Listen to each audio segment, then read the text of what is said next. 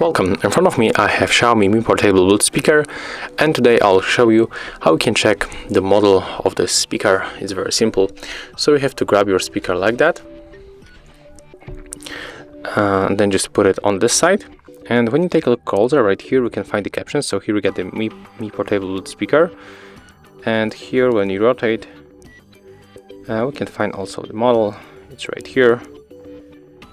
So when you input this model to your browser, I'll show you how it looks. You will get exactly the speaker that you have. So let me just grab my phone.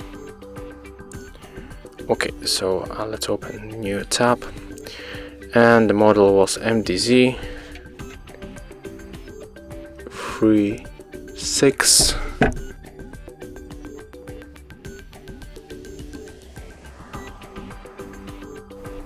36 and dB. Yeah, this one. When you go here, we can find our speaker, as you can see. So that's how it looks. And if you find this video helpful, remember to leave a like, comment and subscribe to our channel.